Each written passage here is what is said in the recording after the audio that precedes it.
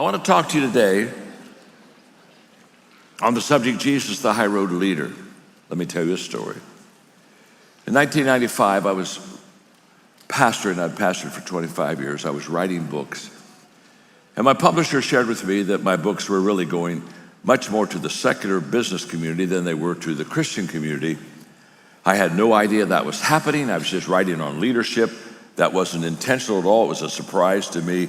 But the moment they told me that the secular business community they were the ones who were devouring the books, I immediately, at that very moment, felt called to cross over and leave the world that I knew as a pastor for 25 years and go into the business secular world to try to be salt and light and be able to share my faith. Now, I'm over my head. I'm way over my head.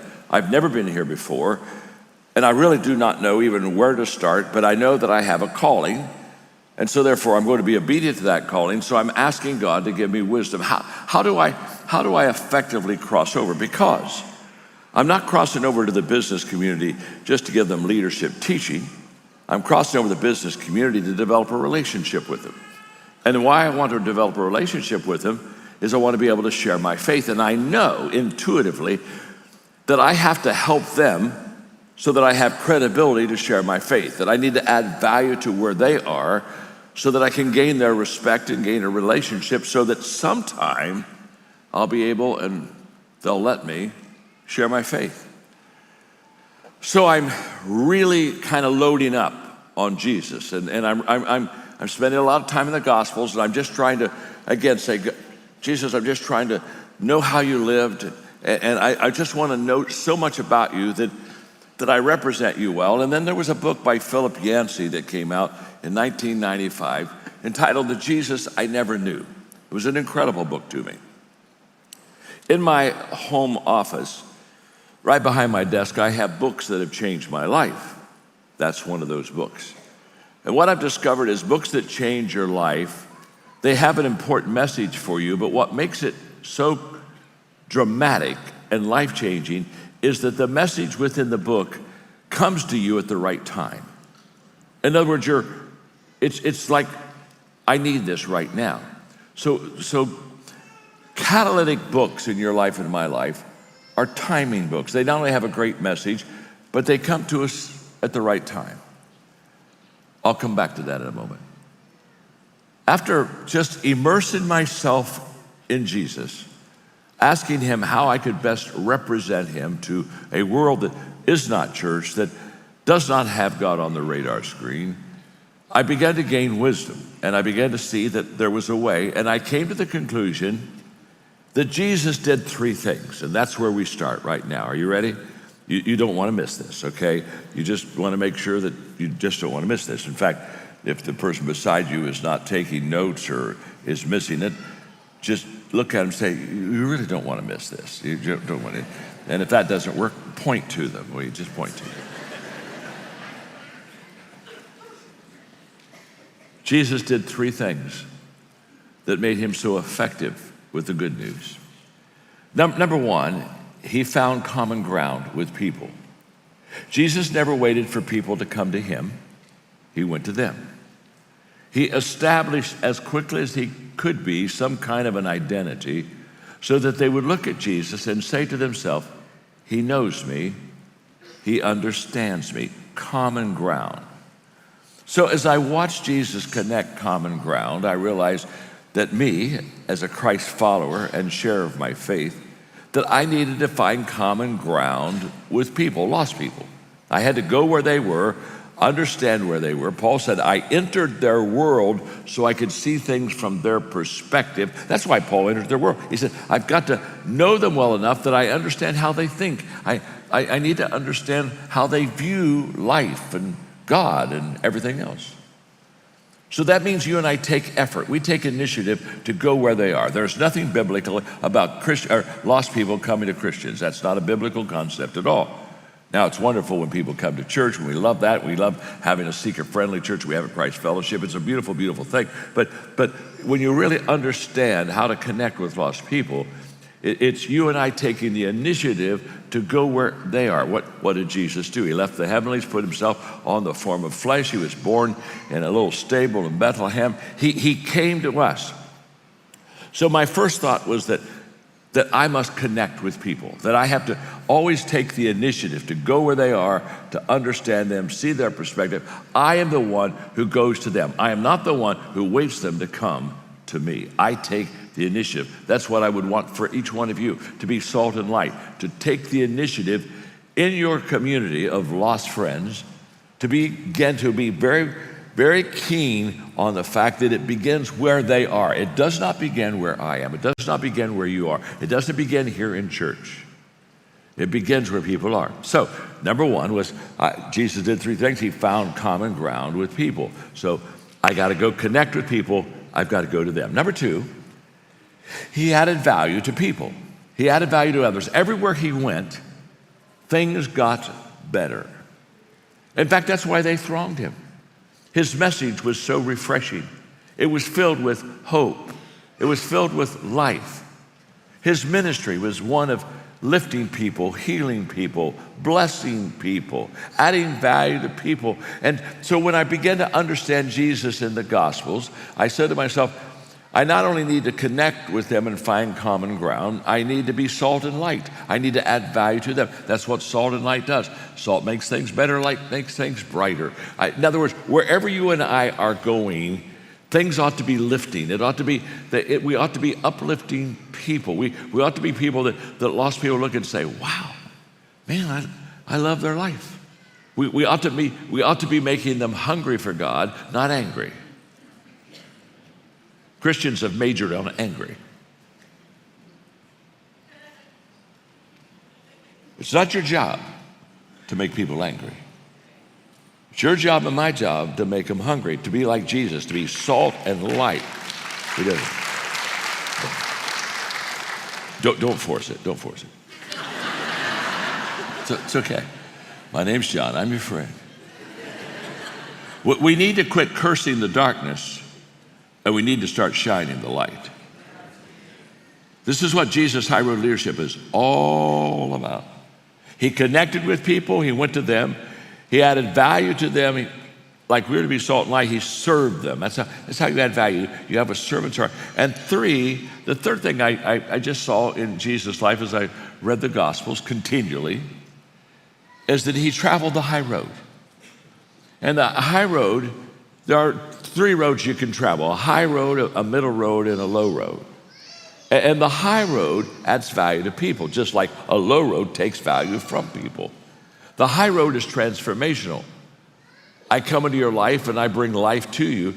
The middle road is transactional. I'll treat you okay if you treat me okay, but basically I'm going to treat you like you treat me. That's middle road. Low road is just absolutely a self-pitying road, which basically is all about me personally. When I finished my preparation to go into the world, to love them, to connect with them, to add value to them and serve them, to live this high road, I came to this conclusion, and I don't want you to miss it, because here we go. Fasten your seatbelts. If I will live like Jesus, people will like Jesus. Don't miss it. It's very simple. If I will live like Jesus, people will like Jesus. Now I'm going to flip it. And if I don't live like Jesus, people won't like Jesus. Understand, the only Jesus lost people ever see is you. You're the one. They draw their conclusions about your faith based on your behavior. They've never had a true picture of God. If they did, they would already know him, because when people have a true picture of God, as I've discovered over these years, they're hungry to know him because he's an amazing God. But the only picture is your picture. So if you live like Jesus, they're going to like Jesus. If you don't live like Jesus, they're not going to like Jesus. Period. That's the end of the story. So I determined, I want people who know me, but they don't know God, to want to know God because they know me. I'll repeat it because it was really good. I mean, it just was. I'm so sorry. I'm sorry, but it's just really good. I want people who know me, but they don't know God, to want to know God because they know me. The question we have to ask ourselves today is very simple. Do people want to know God because they know me? Do I make people hungry to know God? Or is my behavior so low road or middle road? They look at me and they say, if that's a Christian, I don't want it. Now, I've written 2 books on high road. I wrote a book for the secular community that's out now called High Road Leadership, and it's 12 pictures or characteristics of what a high road leader looks like. And then I took from that 8 of those 12 characteristics. Jesus has all 12, by the way. Everything I know about leadership is out of the Bible anyway. So Jesus has all of them, but I took 8 of them, and with my friend Chris Hodges, I said, you take 4, I'll take 4, and let's do a book on Jesus, the high road leader, and that's exactly what we did. And Jesus shows us in the Gospels the high road and how to live it. This is huge. Back in the 1990s, this is for old people like me, we wore a bracelet and said, what would Jesus do? Do you remember that? What would Jesus do? We can't have it on our wrist. And, well, I got a decision to make. Well, what would Jesus do? Well, we're putting out a new bracelet with Jesus High Road Leader. And it doesn't ask what would Jesus do because there's no question to ask. Ours comes out and it's saying on the bracelet, do what Jesus did.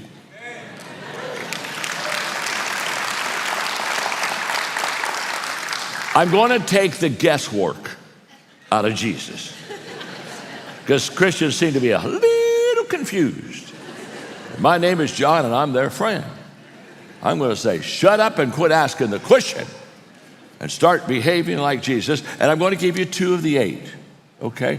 Now in the book I have all 8, but I'm going to give you 2 of the 8 today. And they're very simple. And the first one is that Jesus valued all people. And when you write that down, you take and you capitalize the word all people. Not some people, not people you like, not people you agree with. Jesus valued all people. What part of all do we not understand? And I know that. Again, all you got to do is go to the Gospels. This is going to mess you up because we're going to stay in the Scripture all day, which I find messes Christians up tremendously. John 3:16. It's on the screen. This is how much God loved the world. God loved, oh my gosh, the world. Oh, the world. He gave his son, his only son. And this is why, so that no one, wow, that means everyone, no one need to be destroyed by believing in him. Anyone, oh my gosh, anyone, can have a whole and lasting life. God didn't go to all the trouble of sending his son merely to point an accusing finger. Oh, did you see that? He didn't send his son Jesus to point an accusing finger. Boy, Christians are good at pointing accusing fingers. We're giving everybody the finger.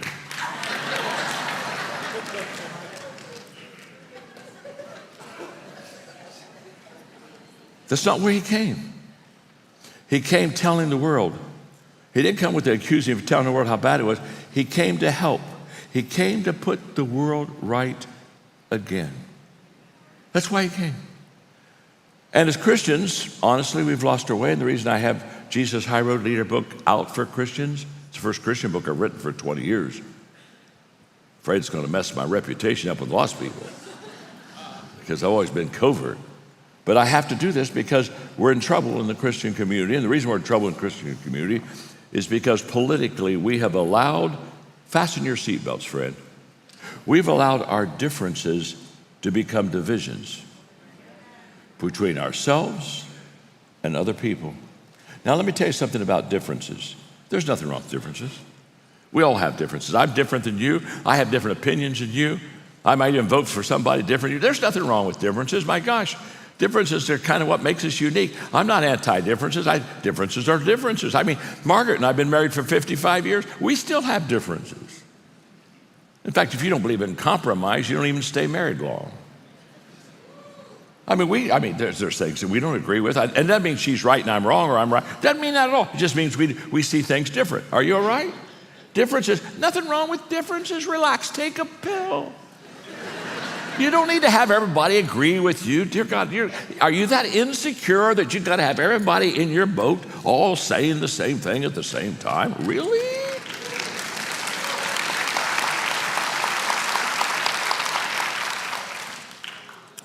Differences are inevitable, but divisions are a choice. And when you start making choices that are unscriptural, we have problems. As Pastor Todd told us during this election season, the most important decision isn't who you vote for. By the way, get there and vote. Vote for your choice. Do that. We all want to vote. I'm a citizen. I vote. The most important decision is not who you vote for. The most important decision is how you behave. Here's what Jesus said. Oh my gosh. Here comes Jesus again. Going to mess us up. Jesus said, in the same way I loved you, you love one another. This is how, oh my. This is how everyone will recognize that you're my disciples. How do people recognize that you're a Christian? When they see the love you have for each other. Yesterday afternoon, Tom and I were talking, Pastor Tom, and he said, let me give you my favorite verse. And he gave me this verse. I give it to you. It's Jesus. Jesus said, live your life so attractive that people who are drawn to you will be drawn, or people who are drawn to you so that you can lead them to me. In other words, live your life so attractive that when they're drawn to you, they're drawn to me. And it was our Pastor Todd. Margaret and I were at the Jupiter campus a few months ago, and I'm writing the book, Jesus High Road Leader, and he gave us these 3 points, and I just repeat them. You'll remember them if you were there. You'll remember them. But our Pastor Todd said, we're not only citizens of a country, we're citizens of heaven. Don't get them confused. So I know you're a citizen, God bless America. I know we are. But we're also citizens of heaven. And what did Paul say? He said, their mind is set on earthly things, but our citizenship is in heaven. We're only passing through this world. This is a very brief world, folks. We got it. Number 2 taught us that we're not just citizens of heaven, we're ambassadors of Christ. And when you're isn't that good? And if you're an ambassador, the first thing you know is you don't speak your own opinion. You have no business speaking your own opinion. You speak the opinion of the leader of the country. You're an ambassador. In other words, you represent Jesus. You don't represent you. When you're talking to people, I'm always representing who Jesus is, not who John Maxwell is. And what did Paul say our message is? As ambassadors of heaven, of Jesus. He said, we are committed to the message of reconciliation. In other words, we are to bring people together. That's why on my High Road Leadership book, I have a subtitle, Bringing People Together in a World That Divides. That's an important role, that ambassador role. And then we're not only ambassadors, but we're chosen to do a priestly work. And in this priestly work, what are we doing? We're bringing people to Him. This is huge. In fact, look what he said. I'm jumping into about the middle part of what Peter was talking about. He said, live an exemplary life in your neighborhood so that your actions will refute their prejudices. Then they'll be won over to God's side and be there to join the celebration when He arrives. In other words, when you and I represent Him right and we love everybody unconditionally and value people because of who they are, not because they agree with us. We just value people, and we value people because God values people. Once we do that, He said, they'll be won over to Christ. You see, our role as Christians is to help people connect with God. And when we walk the high road, we will see people that we disagree with in a different light. Do not miss this. You won't see people in the light of your own opinions or your own values. You'll see people in the light of how Jesus sees people. C.S. Lewis said, there are no ordinary people. We have never talked to a mere mortal. It is immortals whom we joke with, work with, marry, snub, and exploit. Don't ever miss the value of people. And how important is it to value in everybody? When Jesus was asked, what's the greatest commandment? What did He say? Love the Lord your God with all your heart, with all your soul, with all of your mind. This is the first and greatest commandment. And the second is like this, love your neighbor as yourself. It's very simple, in case you didn't pick that up. Love God, love others, End of story. When Jesus was on earth, he saw more in people than their past. He was able to look beyond their past. He saw Matthew, a tax collector that was despised by religious people. And he said, hey, Matt, come on, I want you to be one of my disciples. That shook the church up. He saw Matthew not as what he was or in the past. He saw him as he could be. And when the people pressed him, said, why do you eat with sinners? He said, because I've come for lost people. I've come to seek and save those which are lost. I'm a doctor. I came for sick people. I'm a shepherd. I look for lost sheep. By the way, he not only, when he looked at Matthew, saw more than Matthew's past. Are you not glad when God saw you, he looked beyond your past and my past? That's an IQ question. Jesus saw more in people than their status. So when an attorney came to Jesus and who is my neighbor, Jesus thought he would really mess him up. And he told him his neighbor was someone that he despised, a Samaritan. He didn't talk about his neighborhood, the guy across the street. He said, let me tell you who your neighbor is. It's a Samaritan. Now, at the moment he said Samaritan, we got all kind of problems because Jewish people, they politically disagreed, they spiritually disagreed. These were racial enemies. And he said, your neighbor is your Samaritan. And they tells the story of the Good Samaritan and how the people that the attorney would have liked, the priest and the Levite, didn't even help the guy that was hurting, but a guy that he really didn't like at all stopped and helped the guy that was hurting and put him on his donkey and put him in some hospital care and said, I'll come back in a few days and I'll take care of him. Now, don't miss this. Your neighbor is not just the person that you sit beside at an outdoor barbecue. Your neighbor are people that are just totally different than you.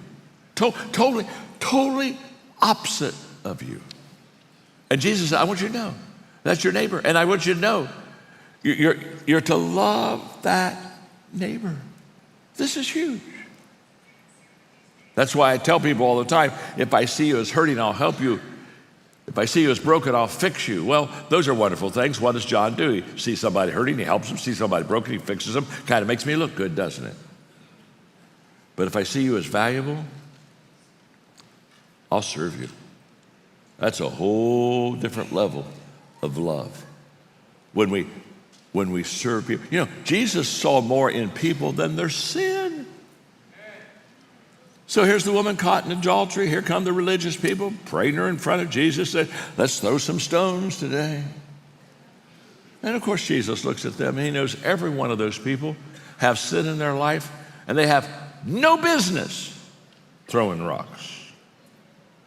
So he begins to reveal to them their sins and they slip. See, the religious people wanted to write her off. Doesn't that sound kind of familiar today? We're just wanting to write people off. Oh, we just write people, well, I mean, they're on the wrong side. Oh my God, we want to write people off. Quit writing people. You have no business writing people off. In fact, you and I should be written off. What makes you think you're so amazing that you are in the middle of God's favor and everybody's on the outside? God so loved the world.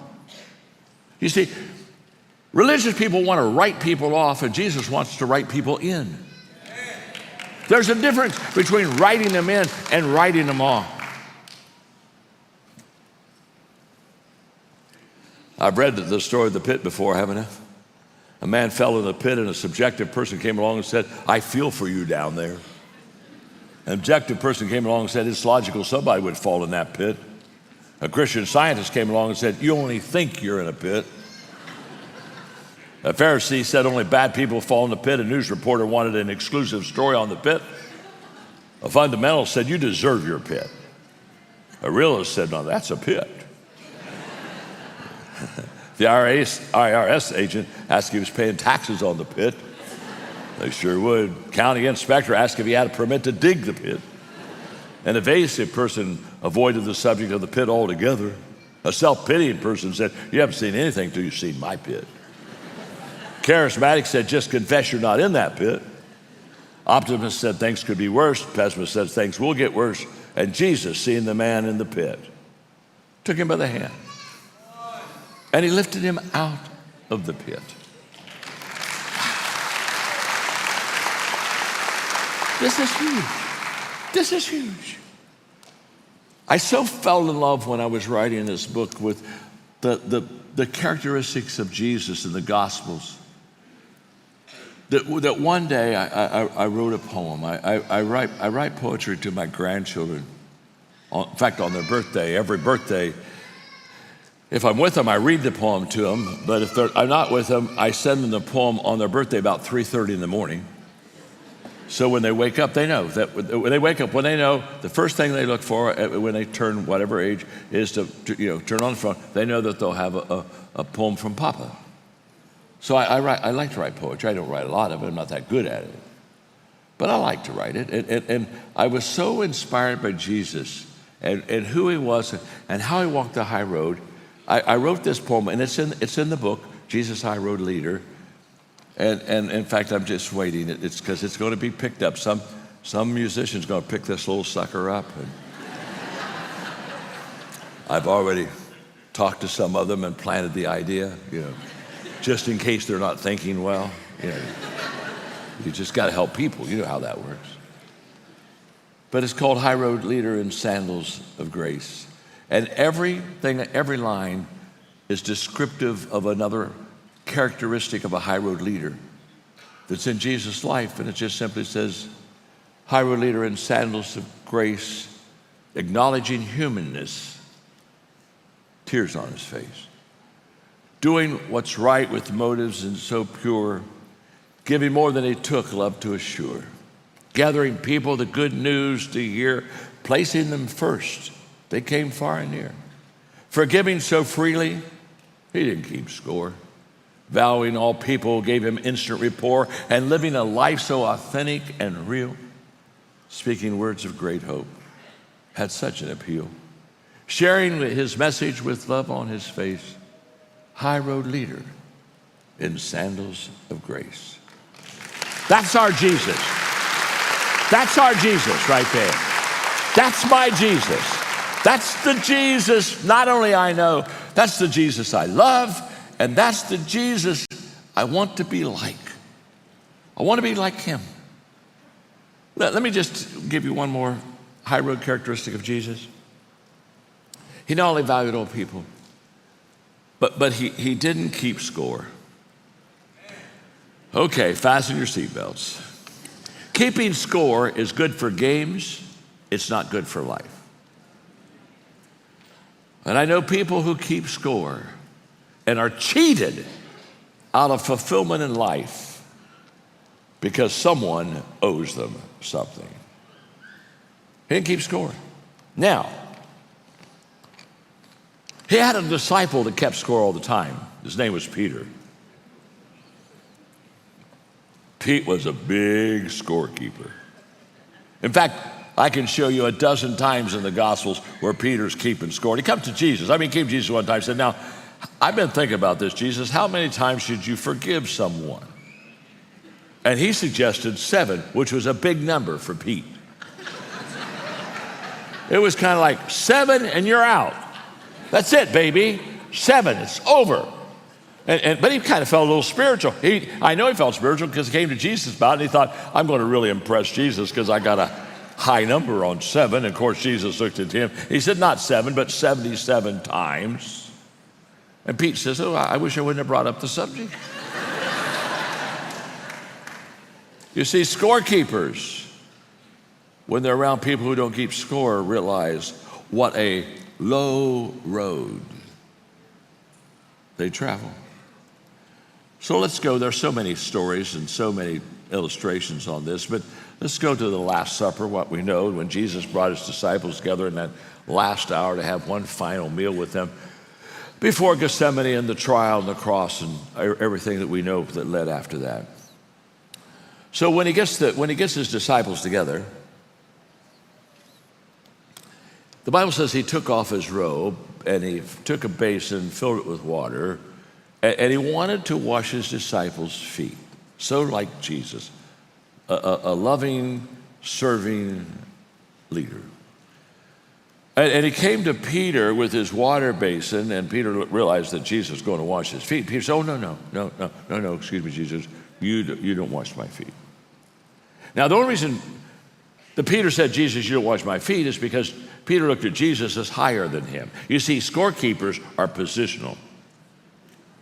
So he looked at Jesus as, well, you're higher than me, and so I couldn't let somebody higher than me wash my feet. And then Peter's looking around at the other disciples, and he said, what about these other guys? See, Peter wanted his feet washed. Scorekeepers are particular who wash their feet because they're positional. Now, Jesus had to help Peter. He said, no, let me explain something to you, Peter. You have a pecking order because you're a scorekeeper. And you're looking around the room and you're saying, I'm better than the other disciples, so any of them can wash my feet, but you're not better than me, so you're saying I can't wash feet. And he said, I just want you to know that if I don't really wash your feet, you're not going to have a part of my kingdom. And of course, Peter was an extremist and extravagant. He said, well, then give me a whole bath. And Jesus said, that's not necessary either. I got a wash basin, not a wash tub, so we could do it. Now, by the way, this is very interesting. There's only twice in the Gospels that a basin of water is mentioned. One with Pilate and one with Jesus. And if you'll remember, Pilate, when the crowd was pressing him to crucify Jesus, he was so mixed up emotionally and messed up because he knew that Jesus was not guilty, and he wanted to really release him, but he could hear the crowd, and he wanted to kind of please the crowd. So what's he do? He said, bring a basin of water, and he washed his hands of the guilt or responsibility of what he was about to say about Jesus. In other words, Pilate, when he picked up the basin of water, he used it only thinking of himself. And Jesus, when he picked up the basin of water, he used it only thinking of others. Same basin, same water. Pilate, low road. Jesus, high road. So we're at the Last Supper. So we've now washed the feet. Peter's through with that keeping score. And then Jesus said, by the way, by the evening, by the time it's over, you guys are going to deny me. Well, here comes Pete again. Well, Jesus, I can't speak for these other guys. Dear God, we know they're kind of in and out. But he said, you can count on me. I won't leave you. I'm not going to forsake you. I'm going to be right there. Just, hey, I'm the man. I am the man. Well, he wasn't the man. Soon as he was approached in the garden about having a relationship with Jesus, he started lying, he started cursing, he started telling him, he's not the man at all. He in fact, 3 times almost repeated, I don't know him, it's not me, and he's cussing away, and going the cock crows, which reminds Peter of what he did. Now, here's what I do not want you to miss, because this begins to be absolutely huge.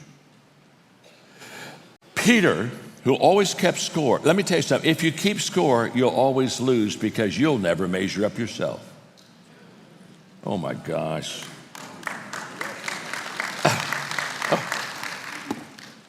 You're going to lose because you'll never measure up.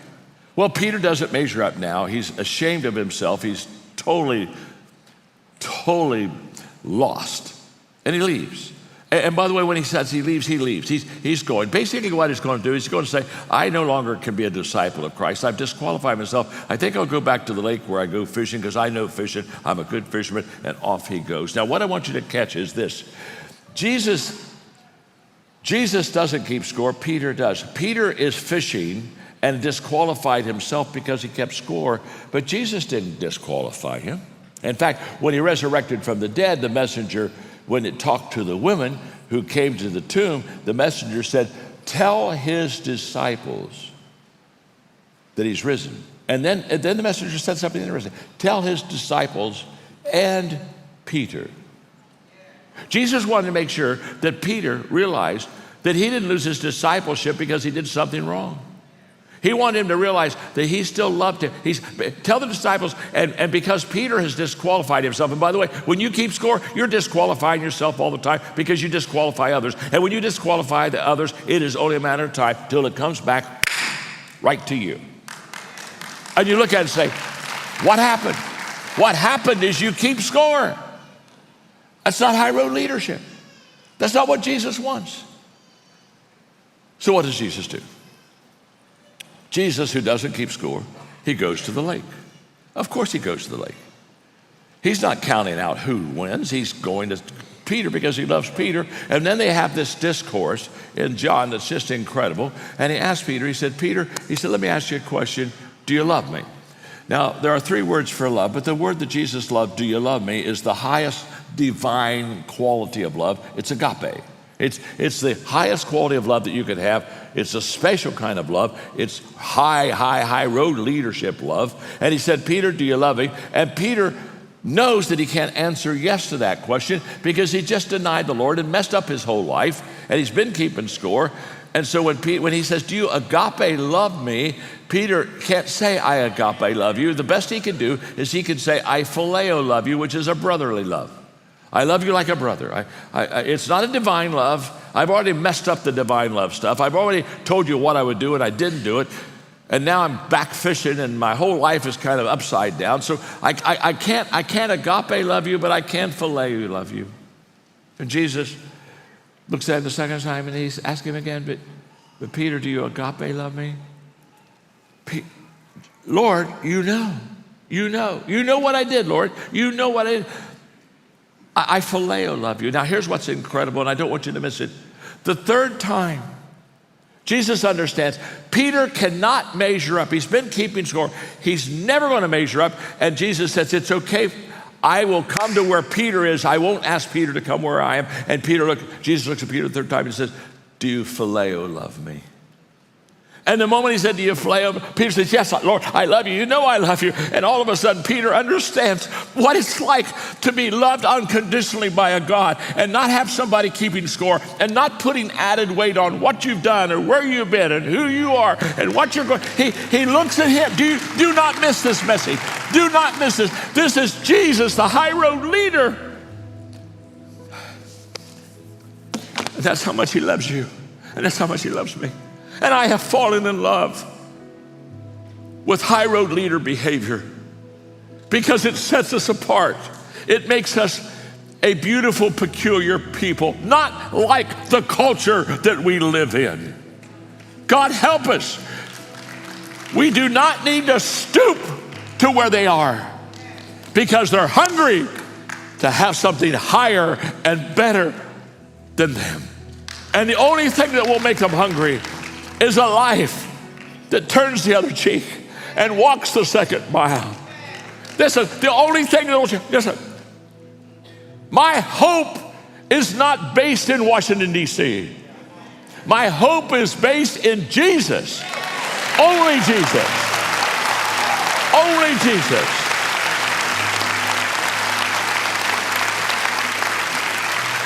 On Christ, the solid rock I stand.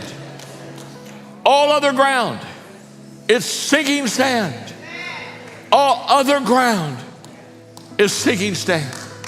And when you and I say, I am going to be a high road leader like Jesus, it changes us. And then that's what changes the world. And that's what Jesus wants in your life. That's what he wants in my life. God bless you.